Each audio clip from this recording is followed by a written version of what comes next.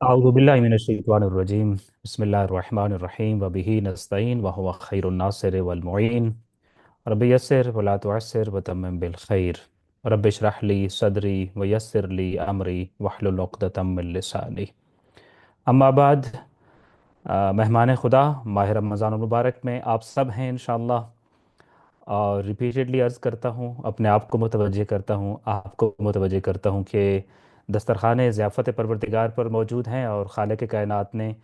ख़ुद को हमारा मेज़बान डिक्लेयर किया है। और मेज़बान जैसे अपने मेहमानों की खिदमत करता है, उनको तोहफ़े तहाइफ़ देता है, ऐसे ही खालिक कायनात ने इस महीने में हमारी नॉर्मल रूटीन की चीज़ों को भी इबादत करार दिया है और कुछ गारंटीज़ दी हैं दीगर इबादतों की, वो कबूल होंगी। और कुछ दीगर गारंटीज़ दी हैं कि बज़ाहिर मामूली इबादतें या छोटी तर्ज पे दी गई इबादतें भी बहुत बड़ी इबादतों का दर्जा रखती हैं। सो मुतवज्जे रहिए इंशाअल्लाह ताला, और आप मुतवज्जे होंगे कि आपका सांस तस्बीह परवरदिगार है जब तक इंशाअल्लाह हम गुनाह नहीं करेंगे, क्योंकि गुनाह भी खुद एक लिहाज से रोज़ा इफ्तार करने का सबब बन जाता है, जैसा कि हमने एक कनीज़ खुदा के हवाले से रसूल खुदा सल्लल्लाहु अलैहि वसल्लम के फरमान को पढ़ा था। सो जब तक गुनाह नहीं किया, गीबत नहीं की, तो तब तक हमारा सांस लेना भी तस्बीह परवरदिगार है और हमारा सो जाना भी इबादत है। हमारी हर दुआ की कबूलियत की ज़मानत दी गई है और हमारे हर अमल को कबूल करने का कहा गया है। और इस दौरान हमारी छोटी छोटी नेकियां बहुत बड़ा दर्जा रखती हैं। ख़ास तौर पे मुतवज्जे किया गया है कि इस महीने में सलावत भेजनी है, दुरूद भेजनी है मोहम्मद व आले मोहम्मद पर, अपने मातहत लोगों का ख्याल करना है, अपने रिश्तेदारों के हकूक़ की अदायगी की तरफ जाना है, अपनी गर्दन पर मौजूद अमानतों को अदा करना है। और इंशाअल्लाह ताला इस महीने का सबसे अफजल अमल हर रोज़ बार बार अंजाम देना है, और वो है गुनाह का मौका मिले तो गुनाह तर्क कर देना, छोड़ देना, पीठ फेर में लेना गुनाह से इंशाअल्लाह। ये सारे वो अमूर हैं जो हम अंजाम दे रहे हैं। और पांच दुआएं तो यकीनन आप डेली करते होंगे और इंशाल्लाह हमें करनी है, और आज इससे एक छठी दुआ भी हम इजाफा करेंगे इंशाल्लाह। तो वो पांच दुआएं जो खुतबा शाबानिया की सूरत में हैं, वो ये हैं कि परवरदिगार हमें रोज़ा रखने की हिम्मत दे, सेहत दे इंशाल्लाह, ज़्यादा से ज़्यादा तिलावत कुरान मजीद की से हिम्मत दे और तौफीक दे इंशाल्लाह। और इसके अलावा जन्नत के दरवाजे चूंकि हम पर खुले हैं जब तक हम दस्तरखाने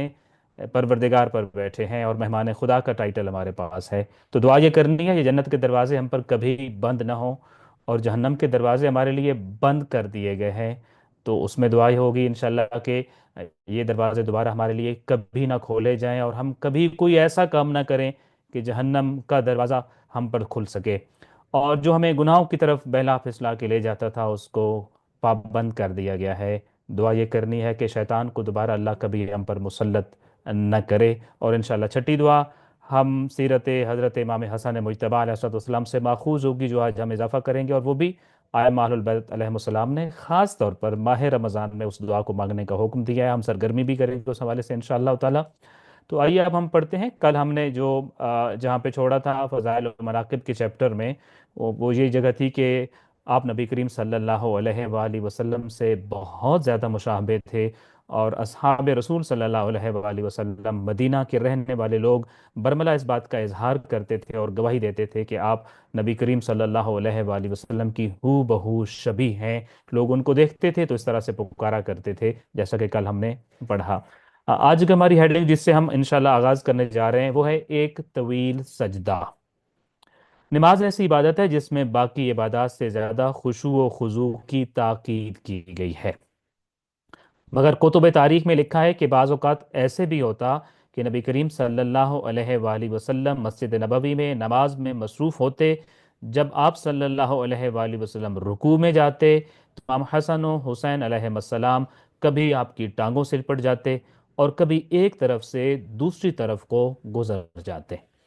अब नमाज बहुत खुशू व खुजू वाली इबादत है और इसमें खास तौर पर मुतवज्जे होना होता है, जैसा कि इंशाल्लाह आज भी हम पढ़ेंगे कि आइम्मा अहलुल बैत अलैहिस्सलाम तो नमाज की तैयारी करते हुए भी कांपने लग पड़ते थे, और इस चीज़ का तसव्वुर करके ही कि मैं खालिक कायनात की बारगाह में जा रहा हूँ, उनके चेहरे का रंग मुतगैर हो जाता था। अब कोई नमाज के दौरान हो और नमाज में उसकी तवज्जो ना हो, तो ये तो बहुत एक, आप कह लीजिए कि नमाज को सबक समझने वाला खुदा न खास्ता एक मामला हो सकता है। सो ये इबादत तमाम इबादतों की तरह खुशू व खुजू की मुतकाजी है और बहुत ज़्यादा तकाजा करती है कि इस दौरान ہم انشاءاللہ خشوع سے خضوع سے خالق کائنات کی طرف متوجہ ہوں گے، اور یہ سمجھیں گے کہ ہم ان کی خالق کی بارگاہ میں کھڑے ہیں اور سجدہ اور رکوع و قیام و قنوت انجام دے رہے ہیں۔ مگر دوسری طرف ہم یہ دیکھتے ہیں کہ صاحب شریعت نبی مدینہ منورہ میں مسجد نبوی میں نماز پڑھ رہے ہوتے تھے، تو آپ کے فرزندان امام حسن اور امام حسین علیہ السلام مسجد میں تشریف فرما ہوتے تھے، اور نماز کے دوران آپ کے گرد موجود رہتے، حالانکہ آپ جماعت کرا رہے ہوتے تھے، سم ٹائم فرادہ نماز پڑھ رہے ہوتے تھے نوافل کی صورت میں، مگر آپ کے یہ نواسے، آپ کے فرزندان وہاں موجود ہوتے اور آپ کی نماز میں بظاہر خلل پیدا کرنے والے کام انجام دیتے تھے۔ جیسا کہ ابھی آپ دیکھ رہے ہیں، آپ رکوع میں ہوتے تو آپ کے نواسے آپ کی ٹانگوں سے لپٹ جایا کرتے تھے، کبھی وہ ٹانگوں کے ایک طرف سے دوسری طرف کو نکل جایا کرتے تھے اور گزر جایا کرتے تھے۔ تو اس طرح کا واقعہ اگر خدا نخواستہ ہمارے سامنے ہو، اور جو ہمارے پیش نماز ہیں، جو جماعت کرا رہے ہیں، جو عالم دین ہیں، جو علامہ صاحب ہیں، ان کے فرزندان یا نواسے اس طرح کر رہے ہوں، تو یقینی طور پر ہم ان سے التماس کریں گے کہ آپ کے بچے آپ کی نماز میں بھی خلل کا سبب بن رہے ہیں اور ہماری توجہ میں بھی خلل کا سبب بنتے ہیں، تو آپ ان کو مسجد میں نہ لایا کریں۔ اس سے نماز کی جو خشوع و خضوع ہے وہ خاصا متاثر ہو رہا ہے۔ مگر نبی کریم صلی اللہ علیہ وآلہ وسلم کے ہاں ایسا ہوتا تھا، تو کیا اصحاب اس سے ڈسٹرب ہوتے تھے؟ نبی کریم صلی اللہ علیہ وآلہ وسلم کو بھی اس بات سے الجھن ہوتی تھی،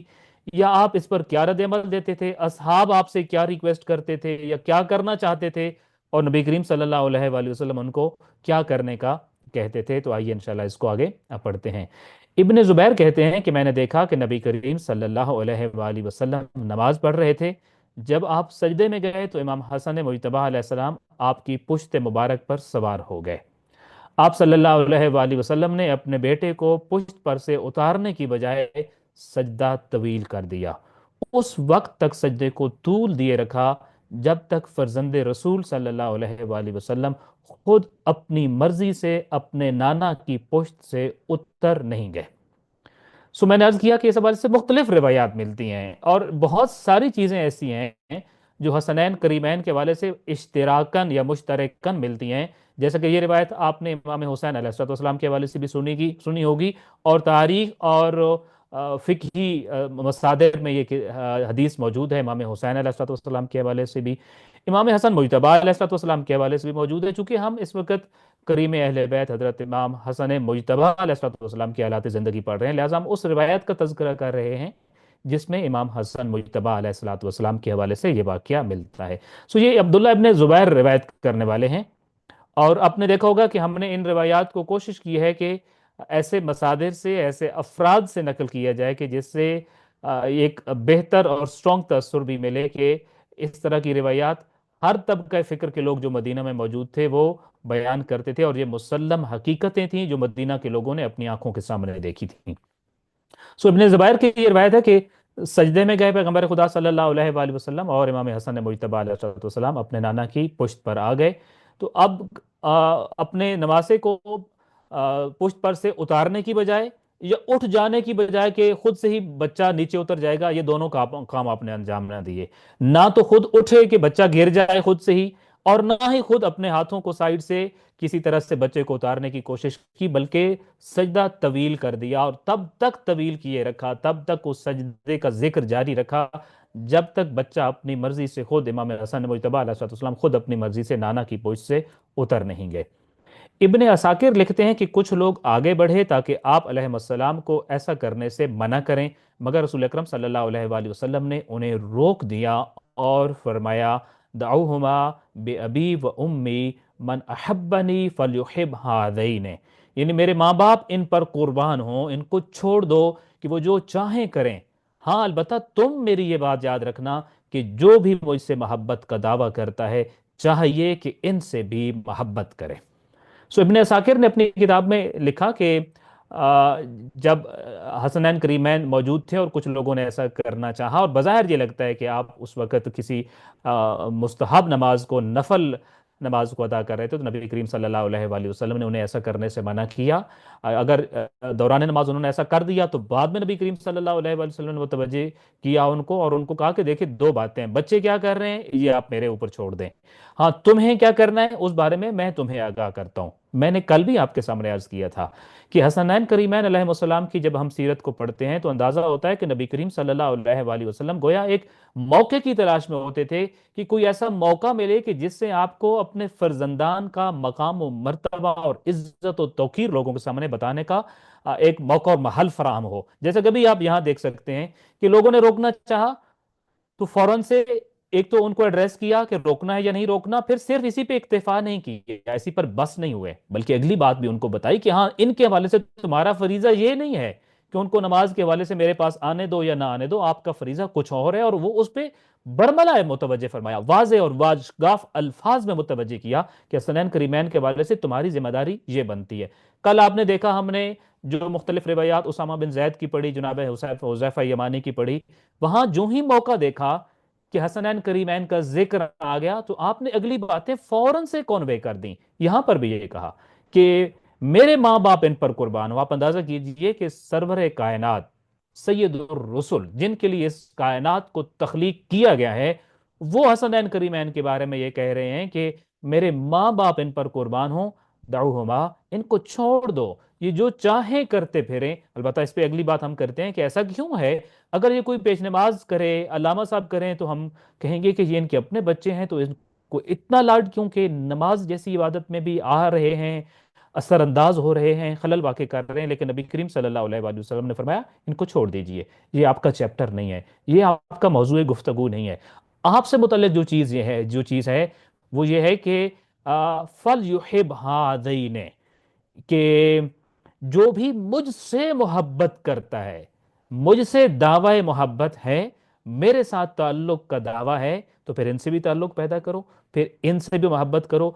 میری اطاعت کا دعویٰ ہے تو پھر گویا کہ ان کی بھی اطاعت، چونکہ محبت کرو گے تو اطاعت تو کرنا پڑے گی۔ تو آپ نے فرمایا یہ آپ کا فریضہ ہے۔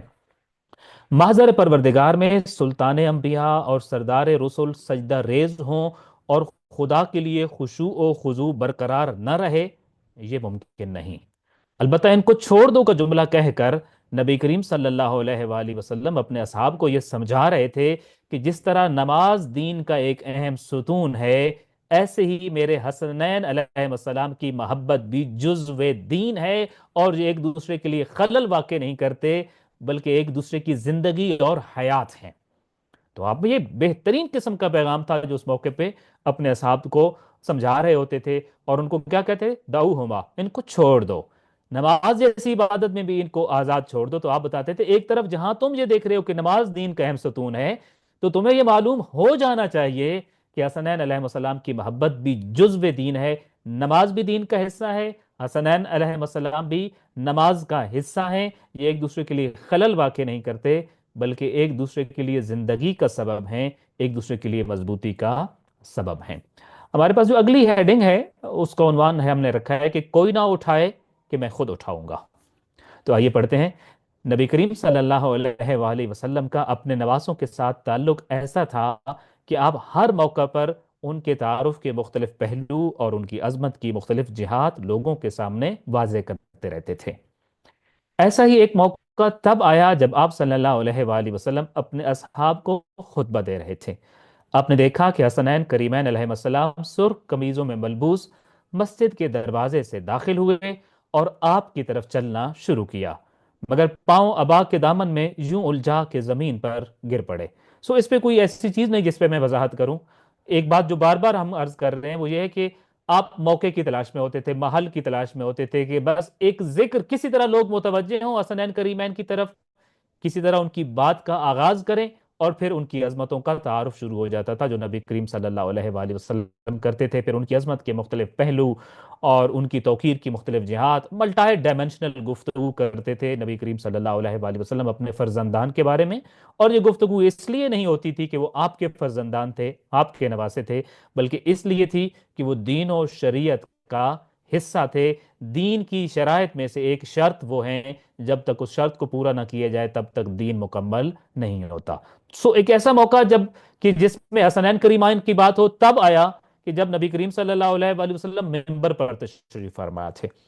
اور یہ غالباً کسی جمعہ کا موقع تھا، کسی عید کا موقع تھا، کوئی اور ایسا ایونٹ تھا جس پہ نبی کریم صلی اللہ علیہ وآلہ وسلم خطبہ ارشاد فرما رہے تھے، ممبر کے اوپر تشریف فرما تھے۔ اور آپ نے دیکھا کہ مسجد کا دروازہ بالکل سامنے تھا، کہ حسنین کریمین مسجد میں داخل ہوئے، سرخ لباس پہنا ہوا تھا،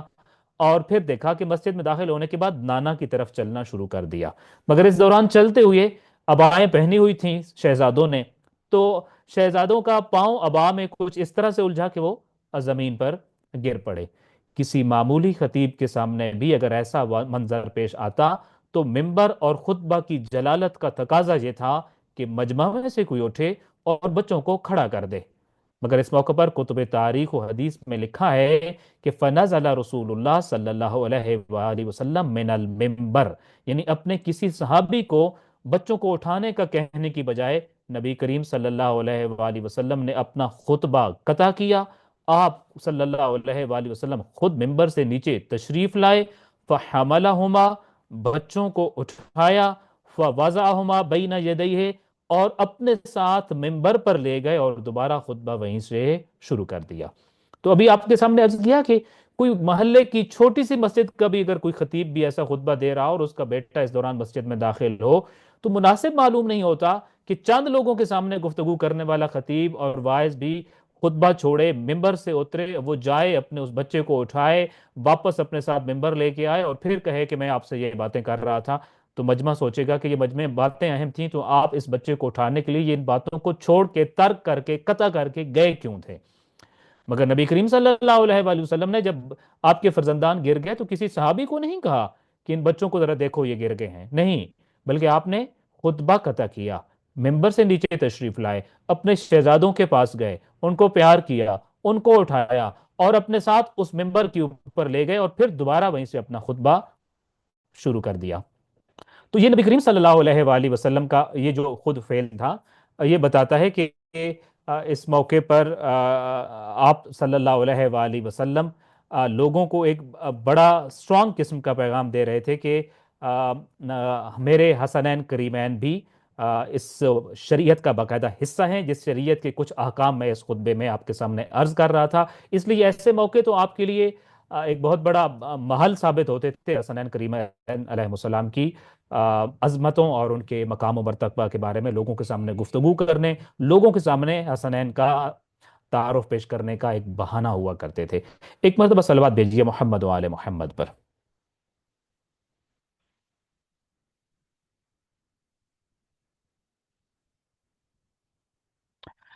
حسنین کریمین کے لیے پہلے سجدہ طویل کر کے اور اب ممبر اور خطبہ چھوڑ کے نبی کریم صلی اللہ علیہ وآلہ وسلم در حقیقت مسلمانوں کو یہ بتا رہے تھے کہ اللہ تعالیٰ کے دین کی ترویج اور بقائے شریعت محمدی میں ان شہزادوں کی اہمیت اس فریضے سے کم نہیں جس کو میں ان کے آنے سے پہلے انجام دے رہا تھا۔ تو آپ نے، جیسے میں نے عرض کیا، گویا کہ یہ بتاتے تھے کہ میں نے ایسا نہیں تھا کہ عبادت پروردگار کر رہا تھا اور اس کو میں نے ترک کر کے کوئی اور غیر ضروری کام کیا ہو اور دوبارہ سے میں عبادت کی طرف پلٹا ہوں، بلکہ حسنین کریمین بھی چونکہ اسی شریعت کا حصہ ہیں، ان کی محبت، ان کا عہدہ، ان کی ذمہ داری اسی شریعت کی شرائط کے میں سے ایک شرط ہے، تو ان کو اس طریقے سے ان کے ساتھ یہ پیش آنا در حقیقت دین ہی کا ایک تقاضا تھا، دین ہی کا ایک فریضہ تھا جس کو میں انجام دے رہا تھا۔ ہماری اگلی ہیڈنگ ہے کہ سواری نہیں، سوار دیکھو۔ اچھا، آپ نے یہ ساری باتیں پڑھی ہوں گی۔ ایک تو ہمارا مقصد یہ تھا کہ ان کو ڈیٹیل میں آپ کے سامنے پہنچانا، اس کا پورا بیک گراؤنڈ دینا۔ دوسرا، اس کا ایک خاص نتیجہ ہم مرتب کرنے والے ہیں ان کے آخر میں انشاءاللہ تعالی، تو اس لیے آپ اس کو اس طرح نہیں لیں گے کہ یہ باتیں تو اکثر ہم نے سنی ہوئی ہیں یا سمجھی ہوئی ہیں یا جانتے ہیں، بلکہ ان کا ایک خاص ایک نتیجہ انشاءاللہ لیں گے، اور پھر اس سے میں اور آپ ایک اپنے لیے بہت بڑا ہوم ورک ڈیرائیو کریں گے اور نکالیں گے کہ ہمیں اس ہوم ورک کی طرف بڑھنا ہوگا اور ہمیں بھی یہ فریضہ اپنی کیپیسٹی میں اور اپنے اس مدار میں رہتے ہوئے انشاءاللہ انجام دینا ہوگا۔ سو اگلی ہماری ہیڈنگ ہے سواری نہیں، سوار دیکھو۔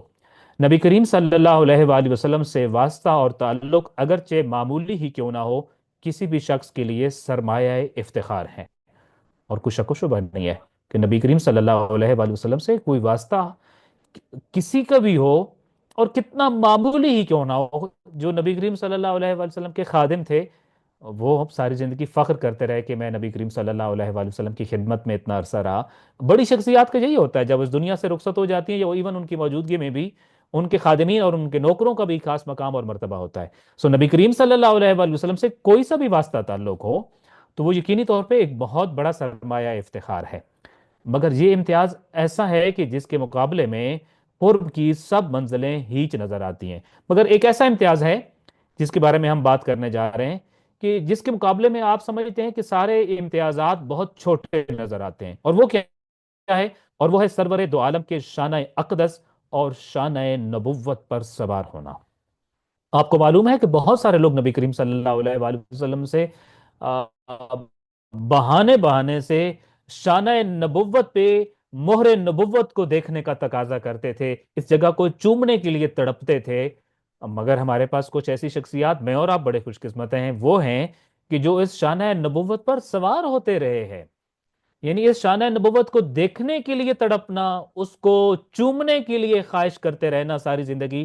یہ اور ہے. اور اسی شانہ نبوت پر سوار ہو جانا، یہ عظمت کی ایک اور منزل ہے. اور ہم جن شہزادوں کی بات کر رہے ہیں، آف کورس وہ تھے جو شانہ نبوت پر، شانہ اقدس نبی کریم صلی اللہ علیہ وآلہ وسلم پر سوار ہوا کرتے تھے. اور یہ کوئی ایک دو دفعہ کی بات نہیں ہے، بلکہ نبی کریم صلی اللہ علیہ وآلہ وسلم کے دونوں فرزندان صبح و شام اپنے نانا سرور کونین صلی اللہ علیہ وآلہ وسلم کے مبارک شانوں پر سوار ہوتے اور مدینہ کی گلیوں کا چکر لگایا کرتے تھے. اب یہ سواری گھر کے اندر نہیں ہوتی تھی جیسے گھر کے اندر ہم، آپ، میں، ہم سب لوگ اپنے بچوں کے ساتھ بڑے فرینک ہوتے ہوں گے، کھیلتے ہوں گے. مگر جو جتنی بڑی شخصیت ہوتی ہے وہ گھر سے باہر نکلتا ہے تو بچوں کے ساتھ اس کا وہ تعلق پھر لوگوں کے سامنے نہیں ہوتا کہ وہ لوگوں کے سامنے کھیلنا شروع کر دے اور لوگوں کے ساتھ سامنے ان کا وہ تعلق ہو. بلکہ آپ دیکھتے ہیں بڑی شخصیات کی اگر گھر کی ان کے بچوں کے ساتھ کی تصویریں کبھی وائرل ہوں اور سامنے آئیں تو سب کو بڑا اچھا لگتا ہے، اور بڑی آپ کہہ لیجئے کہ عجیب بھی ایک لحاظ سے لگتا ہے کہ وہ بچوں کے ساتھ کتنے فرینک ہیں. مگر نبی کریم صلی اللہ علیہ وآلہ وسلم حسنین کریمین علیہ السلام کے ساتھ صرف گھر میں نہیں کھیلتے تھے، بلکہ گھر میں کھیلنے کے ساتھ جب اپنے شانوں پر سوار کرتے تو پھر گھر سے باہر مدینہ کی گلیوں کا چکر لگایا کرتے، اور ہر روز یہ چکر لگایا کرتے، اور لوگ دیکھتے تھے کہ حسنین کریمین شانہ نبوت پر سوار ہیں، اور پھر اس پر بعض لوگ حسرت بھی کرتے تھے. رسول اکرم صلی اللہ علیہ وآلہ وسلم کے عظیم صحابی اور امیر المومنین علیہ السلام کے شاگرد حضرت ابن عباس نقل کرتے ہیں کہ ایک مرتبہ امام حسن مجتبی علیہ صلی اللہ علیہ وآلہ وسلم کا گزر ایک گلی سے ہو رہا تھا. کسی نے امام علیہ السلام کو سرور کائنات کے دوش مبارک پر دیکھا تو بے ساختہ پکار اٹھا، نعم المرکب رکبت یا غلام، یعنی اے لڑکے آپ کی کتنی اچھی سواری ہے. ابن عباس نقل کر رہے ہیں، وہ دیکھ رہے تھے سرور کائنات کا گزر ہو رہا ہے، شانہ اقدس پہ امام حسن مجتبی علیہ السلام سوار ہیں. کسی دیکھنے والے نے بے ساختہ کہا کہ آپ کتنے خوش قسمت ہیں اے حسن مجتبی کہ آپ کی سواری سرور کائنات ہیں، سردار انبیاء ہیں. نبی کریم صلی اللہ علیہ وآلہ وسلم نے اس شخص کی بات سن لی، اس لیے آپ رکے اور اس کو مخاطب ہو کر کہا کہ صرف سواری کی بات کیوں کرتے ہو؟ دیکھتے نہیں ہو کہ وہ نعم الراکب ہوا کہ سوار کیسا عالی شان اور ذی وقار ہے؟ تو گویا آپ نے اس کو کہا کہ ادھوری بات کر رہے ہو. مانا کہ سواری بہت بلند ہے، بہت عظمتوں کے مالک ہیں سرور کائنات، مگر صرف سواری کی بات کیوں کی؟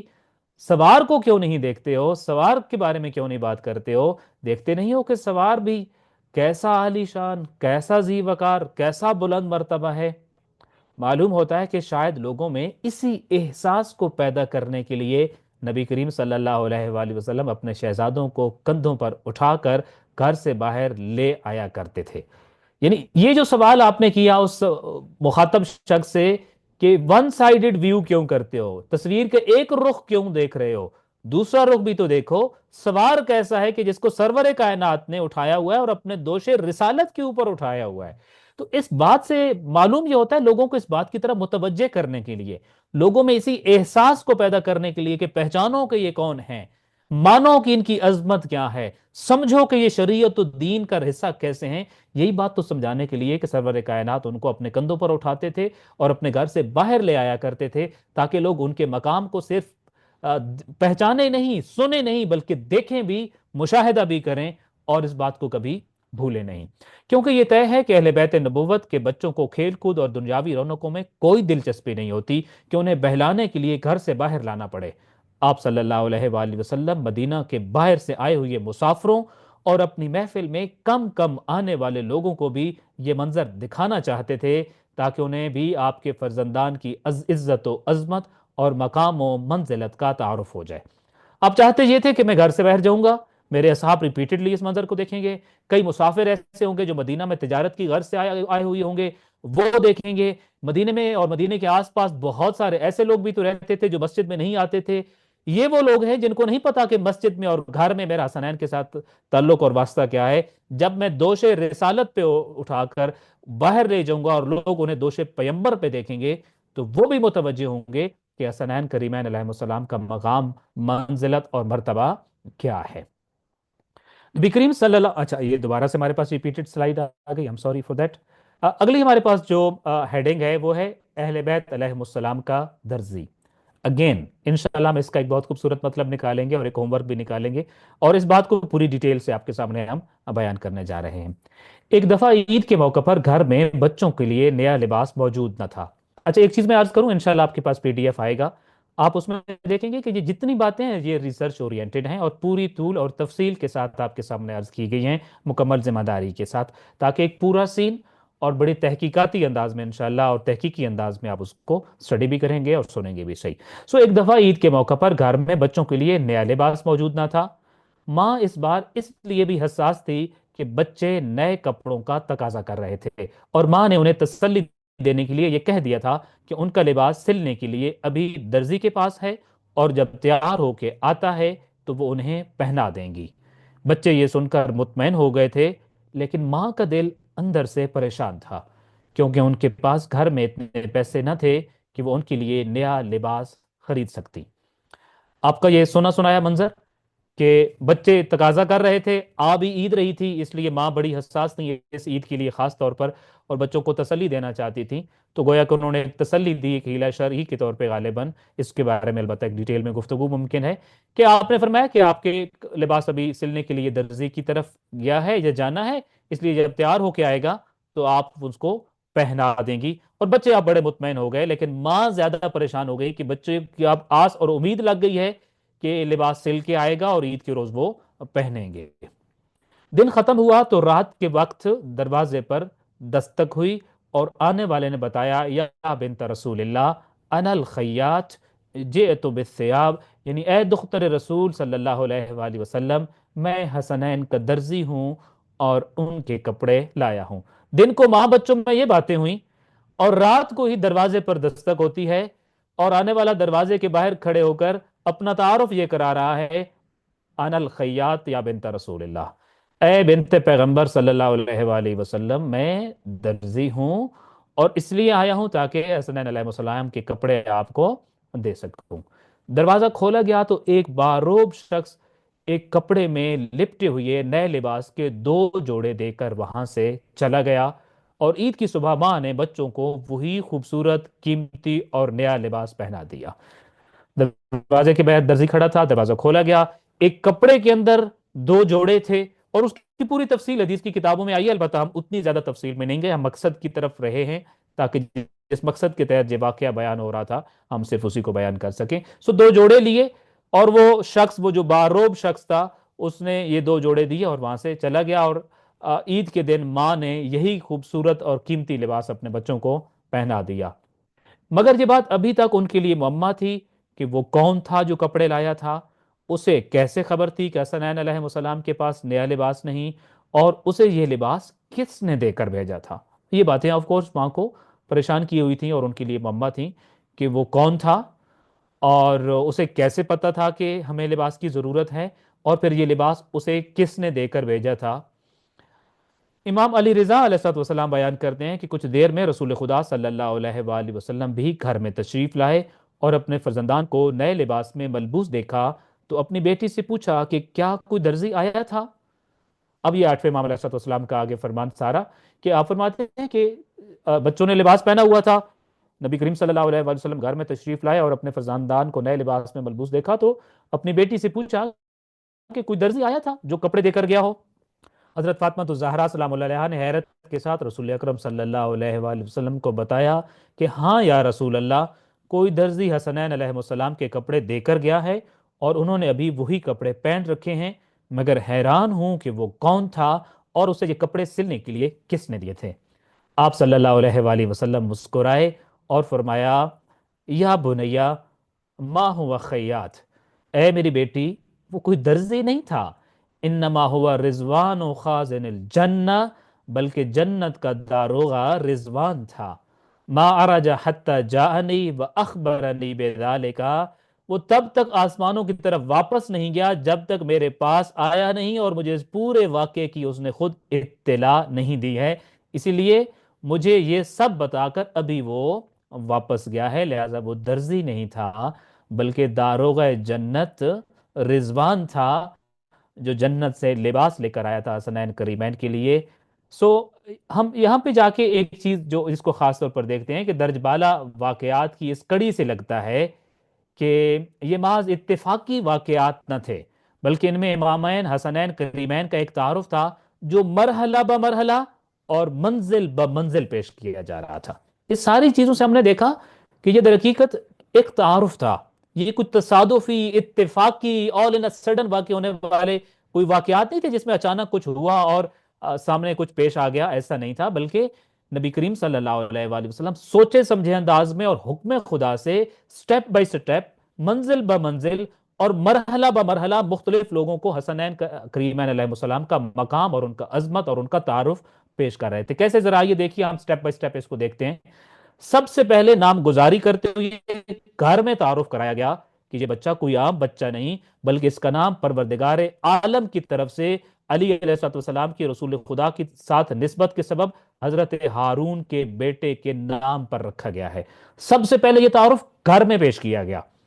اور یہ کب پیش کیا گیا کہ یہ بچہ کوئی عام بچہ نہیں ہے؟ جب نام رکھنے کا موقع موجود تھا، اور آپ نے پڑھا ہے کہ اس موقع پر آپ نے فرمایا کہ یہ نام حکم خدا سے آیا ہے، حضرت ہارون کے بیٹے کے نام سے ڈیرائیوڈ ہے، کیونکہ علی میرے وسیع ہیں، لہٰذا موسیٰ کے وسیع کے بڑے بیٹے شبر کے نام پر میرے بیٹے کا نام حسن رکھا گیا ہے عربی میں۔ یہ ایک تعارف تھا جو گھر کے اندر پیش کیا جا رہا تھا، اس تعارف سے گھر کے لوگ آگاہ تھے۔ یہ پہلا مرحلہ تھا تعارف حسنین کریمین کا۔ اگلا مرحلہ کیا تھا پھر اس کے بعد مسجد کے نمازیوں نے جب انہیں پشت پیغمبر پر دیکھا تو ان کو مقام حسنین علیہ السلام کی بلندی سمجھ آئی۔ اگلا مرحلہ تھا محلے کی مسجد میں نماز پنجگانہ کے محدود نمازیوں میں تعارف۔